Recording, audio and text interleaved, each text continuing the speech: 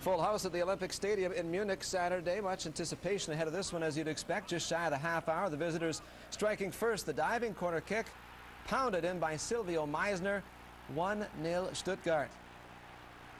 It's still the guests by a goal on the other side of the hour mark. That's when Stuttgart doubles their advantage.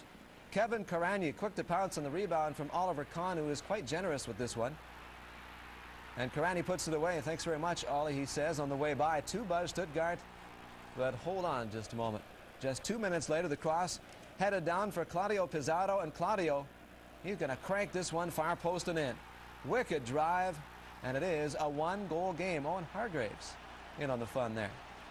And there'd be more fun in this one, at least for that side. Just minutes from full time, Bayern Munich makes good things happen from the free kick. Paulo Guerrero tracking down a rebound and finding some twine along the way. 2-2, Bayern earns the tie and earns tops at that. So Loli Bochum home to Hamburg. Bochum coach Peter Neurer under the gun to turn things around. Hamburg chasing a 4th road win of the season meanwhile, and that pursuit gets a lift in the 26th. Hamburg's free kick, ideal service for Barbarez, and Sergei heads it down and in. 1-0 visitors before the half hour. You see the feed for Barbarez on the spot. He outjumps the coverage and heads it home, giving his team the lead. Raymond Kalla, the one victimized by Barbarez. No chance at all for Ryan van Dijnhoven. Minutes later, another dead ball causes Bochum trouble. This time Van Dijnhoven will stop the initial shot. Vinny Barbarez, as we like to call him around here, plotting the goal there. Now you see the stop on the initial shot, and then things get a little goofy after that. Watch Jerolem give to Colin Benjamin, and he deposits it at the First National Bank of Mesh, I believe it's known as. 2-0 Hamburg, and Benjamin ready to get down and get a little funky. Van Dijnhoven can't hold on to the free kick, and his mates can't fully clear. Watch Jerolem then set things up for Benjamin, and there's no stopping this one from in close. We need another angle for you because there's a little more to this affair.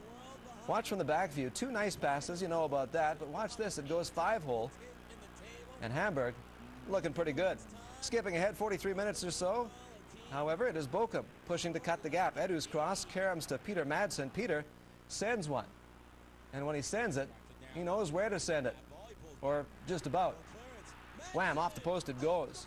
So close yet so far from being right back in it are the hosts. But persistence pays. Minutes later, Nab's free kick headed to Tommy Beckman, and he bangs it like Beckman. Through a maze of legs it goes and in. 2-1 now the score for Hamburg. As a result, Beckman simply stepping into the clearing attempt and sending it past Pekenhagen. A ton of traffic, and somehow this one gets through. But you know what? That is as close as they would get in this game. Pekenhagen and his friends, despite this disappointment, end up taking the match. 2-1 is your final score as Hamburg comes away a winner at day's end. Sat 7th as they got set to host 10th place Arminia Bielefeld in the last match before the winter break. The home side took the lead after 14 minutes. A cross from the left was volleyed in at the near post by Thomas Ritter. His first goal in the Bundesliga gave the hosts a 1-0 lead. 12 minutes later, Wolfsburg doubled their lead as poor marking at a corner enabled Diego Klimovic to power home a header, and the early season pace setters look to have found their fine form yet again. If the visitors had any hopes of salvaging something from the game, they all but disappeared as Wolfsburg Thomas Bedard scored 2 in 3 minutes before the interval. His first came after 37 minutes as he got on the end of a powerful run and cross from Martin Petrov. And 3 minutes later, more poor marking from Bielefeld saw Bedard head home his second. It was 4-0 at halftime. The game was as good as over. But Bielefeld would suffer one last goal as Bedard torments defender Peter Gabriel into conceding the penalty. Petrov converts to make the final score 5-0 as Wolves hit